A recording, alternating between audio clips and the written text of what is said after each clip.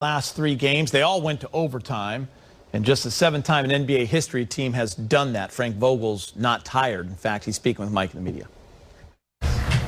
Hey, Frank, can I ask you about tonight's win in the context of the other 2 overtime victories as well, and just what the patterns that you've seen are, and how you would break that down? Yeah, look, these are the toughest games to play. You know, when you have a sub 500 team that comes in with guys out. You know what I mean? Everybody on their team is getting extra opportunity. They get an opportunity to sort of be the go-to guy, and I've seen that. I think we've seen that with a few different games, both Detroit and these 2 OKC games. And we certainly got to be better. We're not making things easy on ourselves, but at the end of the day, we're doing enough to grind things out in the second half, and do what we need to do to get that W. So happy to get 3 wins, but certainly we got to be better. Frank, what have you seen from some of the offseason acquisitions, whether it's Shooter or Matthews, these last couple of games, specifically in Harrel as well, and how big have those guys been, and kind of that new energy coming in, integrating into the system? Yeah, and THT too, and Mark. I think Mark's really, getting into a groove, in particular on the defensive end. Really anchoring things for us in his minutes. Trez is picking up our defensive scheme too, a little bit better each game. Providing some real necessary offensive punch. Dennis is all over the place, with his basket attacks and his defense. And obviously West the last 2 games was key to us getting 2 Ws. Dan? These types of games are the hardest. You guys did it on Saturday. You did it again on Monday. Obviously again tonight. Why do you think it was hard all 3 nights? Why wasn't there an adjustment at some point that it was like, okay, lesson learned? And then I guess secondly, just how tired is your group right now, knowing that they played those 4 overtime periods in those 3 games? Yeah, we're not being worried about being tired. We're a no excuse team, and as to why it was difficult, I think each of the 3 games is a little bit different. We just took a little while each game to figure out our opponent. So, just one of those things, we got to be better, but we recognize that, hey, teams lose games like this, we weren't at our best in these 3 games, but we found a way to grind them out, and we're happy to get 3 Ws. Hey, Trez, back-to-back overtime games, something you guys are well aware of, but it's the first time it's happened for the Lakers organization since '91. What does it take here again for the 3rd straight time, especially of these last 2 being undermanned, to do what you guys have been able to do, especially here tonight? Really it's just about going out and, playing a full-length game. We can't get composed with, running lackadaisical offense. They kept playing and fighting all the way to the end. They hit some big-time shots, and then when you got guys who are out, other guys take advantage of it, and that's what they did. Guys was feeling comfortable, guys was feeling good, hit some tough shots, but overall we played all the way through. It took us another overtime to get a win, but hey, it is what it is. One thing all teams are dealing with is finding the practice time right now. One thing you guys talk a lot about is how you are learning on the fly. What kind of pressure does that put on you guys defensively? I know tonight some moments down the stretch, especially, you guys were getting on one another in a professional manner because you wanted coverages to go the way that they did not. What is that process like for you guys as a team as you're trying to figure that out and continue to be that top defensive team in the league?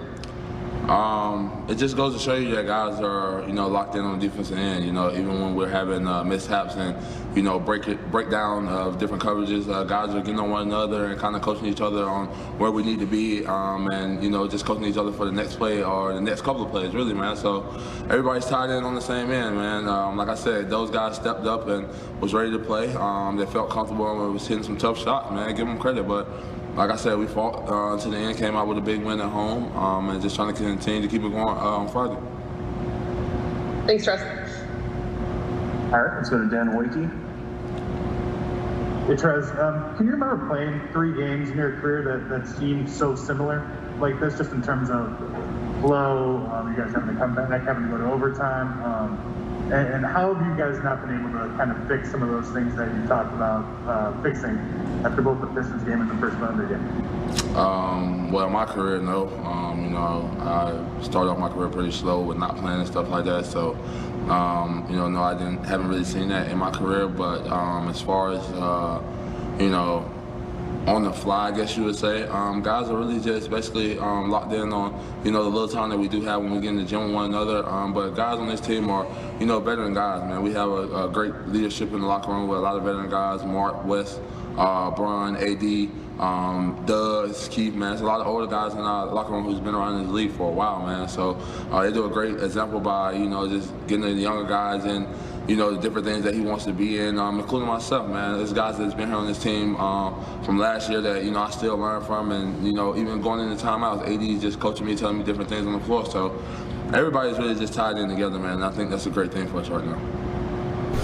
What did it take to get over the hump in this one after going down big in that first half? That's something we have to address, obviously. 3 straight overtimes, no matter if it's a win, whatever. It's kind of unacceptable by our standards, but, I think we did a good job of just getting timely stops and, hit a few baskets. So. Kuz, we've talked a lot of times just about the unique situation of this year with no fans, the pandemic. How are you guys managing all that in games like tonight when you're trying to find the energy? Yeah, we just got to try to find the energy. It's up to, us on a daily basis to, just be committed to one another and, really just committed to excellence and, trying to pull out any type of energy that we can kind of find. Obviously, we have no fans, and that's a big part of, for us as professional athletes of, getting that energy, but we got to get it from the love of the game and holding everyone accountable for it. So you led the team in rebounding once again tonight, Kuz. I know that's been a focus of yours this year. What is it about there that rebounding? We think about it as just as effort, right? But I know it's more than that. How much is that an important part of your game? Man, it's big for this team. I'm trying to be a star in my role, and just trying to help the team try to win. No matter what it is, come off the bench, start. I'm just out there just. Playing basketball, playing free, and playing with a sense of joy, trying to, get wins. So, Kuz, we appreciate the time, man. Yep, appreciate it. All right, take a look at the Laker leaders for the night. Dennis Schroeder with 19.7 rebounds, 5 assists. Kyle Kuzma, 1 rebound shy of a double-double. He had a good night tonight. LeBron James does his usual thing, 25, 6, and 7. Montrezl Harrell was fantastic. 20 points, 8 of 10 from the field. 2 blocks. I want to talk about Trez in a moment. But, guys, there were a couple of big threes. LeBron hit one at the end of regulation to send it to overtime. Wes Matthews had a huge 3 to take that lead in overtime. But I want to show that last play. Heads up by LeBron James. Remember, right before that, he had an ISO with a 1-point lead.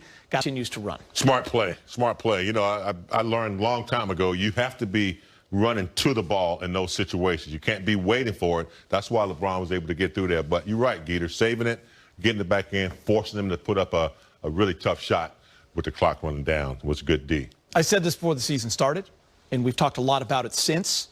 There are going to be nights where Montrezl Harrell and his motor will get you through. Tonight was a Montrezl Harrell type of night. The energy was not there. Mike Trudell has talked a lot about it, and so have we. He's there at Staples Center. It's just really tough. And it is really hard for everyone to understand, but there's just no vibe in there. It's no matter what the DJ does, no matter what everyone does, there's no fans. So it is hard, and we're seeing that across the league for home teams. Montrezl Harrell brought that energy tonight. James, 20 points, 8 of 10. He's 75% from within 5 feet. Only what? Christian Wood and Giannis are better. Does he need more shots? Especially on a night like tonight? I think you need to feed him even more, James. Yeah, he's a 6'8", 6'9", energized battery. I mean, in situations when AD was out, I think they've been going to him, more often. In a game like this, I could see him getting, 4 or 5 more shots, but you don't want to have to force it. You want it to come naturally. So I think it did for him.